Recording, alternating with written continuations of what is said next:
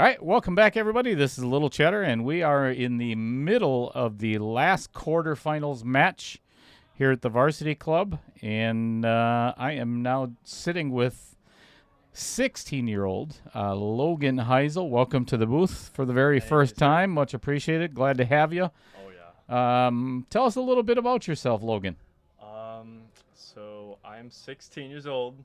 I work at Buffalo Wild Wings. Nice. Just got it. I started playing pool when basically my dad, he's been playing pool for about 5 years. He's around a 500 Fargo, and he's always been like my biggest support, basically. And then my drive to like really become better came from Nate, because Nate's obviously a really good player at Mindom. He's my cousin, so I don't know if we're allowed to say that name on this stream. Yeah, no, you can apologize now. It's okay, I understand. I'll tell you what. We got to give a shout out to. Oh yeah. Nate Mindom. I got a. You have an onboard. Oh yeah. I'll tell you.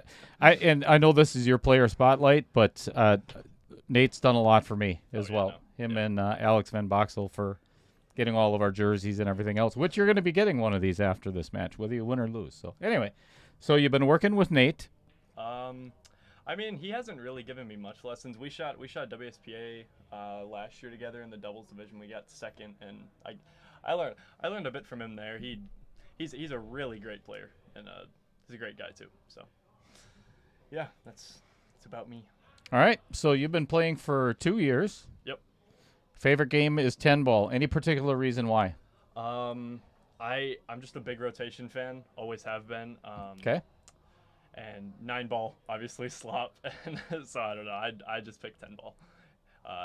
More of a chess match in 10 ball versus 9 ball. No. And that's my favorite part, is that because after you get a breakout, you only have 1 ball to shoot at, rather than an 8 ball. You got all the 7 other multiple balls on the table choices and shit for like sure. Yep. Play with a Jacoby, and is the Jacoby. Let's get into what happened last weekend, shall we? Last weekend, just a couple of days ago, Oh, Appleton Open. Let's talk about that a little bit. Yeah. So I ended up shooting the 10 ball. I kind of just bought myself in side pot because, it might be fun. Just in case. I didn't look at the bracket at all, and by the time of like 11 p.m., I was sitting in the hot seat, and I didn't even know it. Didn't know it? Nope. Corey Data walked up to me, and he was like, "Hey, man, I'm gunning for you tomorrow." And I'm like, "What do you mean?" He's like, "You're in the hot seat." I'm like, "Oh, okay." That was in the upper division, right? Yeah. Awesome. I had to beat there were like a lot of great players. I went hill with John Lewis. Good player. Yeah, he's a great player. That's the first time I met him, was there. And a few other just monster players that they shot great. It's just sometimes in 10 ball you get the lucky roll that the other player doesn't. Absolutely. So yeah. And then 8 ball. Yeah, I don't know. I just kind of shot. I don't know. I didn't really expect to do good in 8 ball.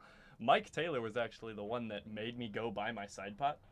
And by I hope he gave him a little tip afterwards. Oh yeah, no, I did. So I got myself in side pot, and I mean by the time of 3rd place that I was sitting at, I was already guaranteed 1st place side pot too. Jeez. None of them had it. Yeah.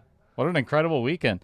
At the age of 16, playing 2 years, that's pretty impressive. So let's talk about your run here in the Knockout Challenge. You started out playing Billy Dupree here on the stream table. Yeah, he's an awesome guy. Yep.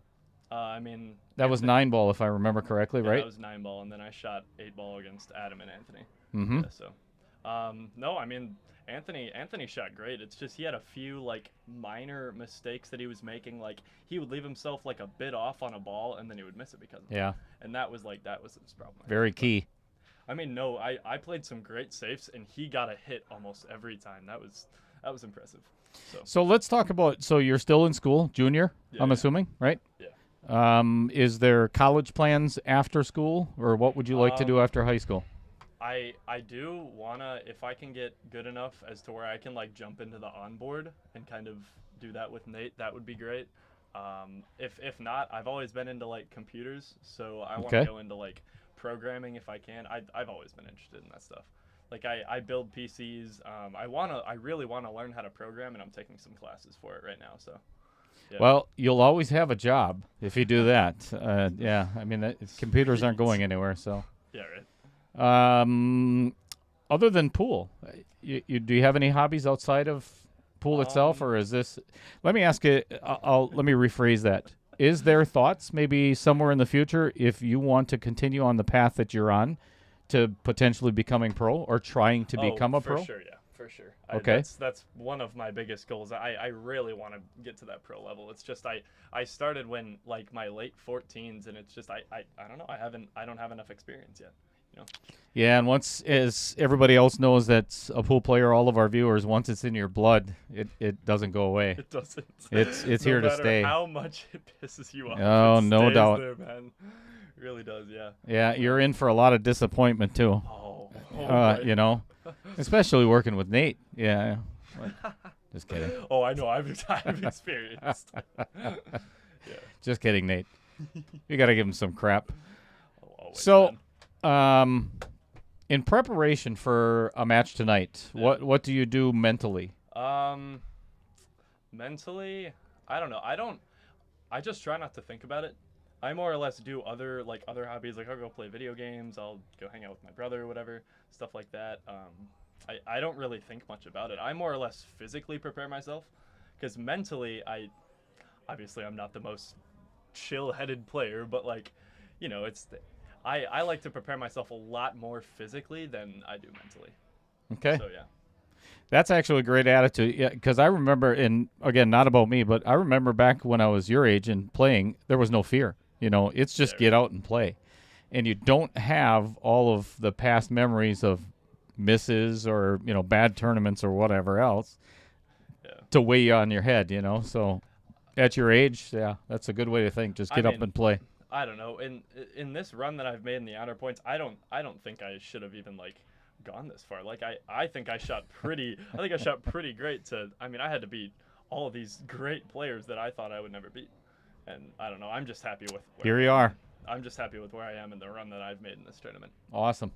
Well, I hope you're doing well. I thank you very much for your time. I hope you're playing well out there. And, you know, it's like I've said because your mom has been in the chat many times. Yeah. Always. Yeah, and she's your biggest fan, biggest supporter.